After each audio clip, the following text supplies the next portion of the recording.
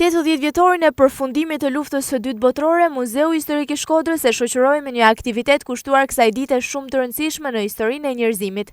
Pjesëmarrës ishin nxënës të shkollave të mesme, kryesisht të gjimnazit Osokuka, pjesë e koalicionit botëror antifashist në të cilin bënin pjesë Shtetet e Bashkuara të Amerikës, Britania e Madhe dhe Ish-Bashkimi Sovjetik ishte edhe Shqipëria. Përgjegjësi i muzeut Sokol Haliti ndalet tek vlera e atij koalicioni që fitoi edhe luftën.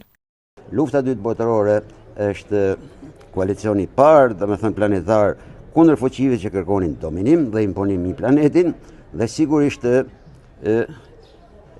popujt, elitet e kohës u përcaktuan dhe u sollën ashtu siç u sollën. Për sa i takon rezultatet e luftës botërore në Shqipëri, mund të krenohemi me faktin që pavarësisht diskutimeve dhe kundërshtive të brendshme, populli shqiptar zgjodhi rrugën e fituesit, si thosh, edhe nuk mund të kërkohet përgjegjësia të sjelljes gjatë luftës botërore për atë që ndodhi pastaj pas përfundimit të saj.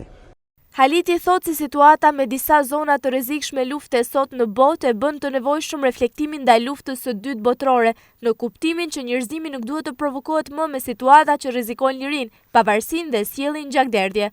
Lufta e dytë botërore është në radhë të parë shprehje një vullneti për të mbrojtur lirinë, për të refuzuar çdo imponim, çdo arrogancë diktatoriale nga çdo që vjen. Në thelb, lufta e dytë botërore është një bashkëpunim më i gjerë kundër diktaturave të ekstremit të djathtë, si thosh, çka shpjegohet edhe me pranimin, si thosh, në këtë koalicion antifashist, edhe të asaj që më vonë do të bëhej perandoria së keqe së pra bolshevizmi. Por lufta e dytë botërore nuk mund të akuzohet për raportet që u krijuan pas përfundimit të saj. Kuptohet që lufta e dytë botërore është në thelb një raport forcet, por në thelb, në të vërtetë është raport i së drejtës, mi forcën. 80-vjetori i përkujtimit të përfundimit të kësaj lufte përkon edhe me paradokse, siç është rasti kur Moska feston ndërkohë që ka sulmuar Ukrainën.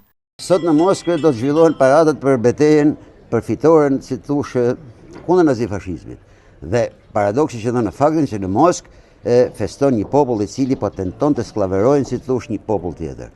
Pra, vlerat e luftës së dytë botërore janë të tilla që e çojnë njeriu në mbrojtjen e njerëzisë për te çdo kufizim ideologjik, edhe vetë përcaktimin ndoshta edhe nacionalist. Lufta e dytë botërore zgjati 8 vjet, nga viti 1937 deri më 9 maj 1945 dhe shkaktoi 61 milion viktima, nga të cilët 16 milion ishin ushtarë të vrarë dhe 45 milion civil. Bloku nazifashist kryesoi nga Gjermania naziste, Italia fashiste dhe Japonia.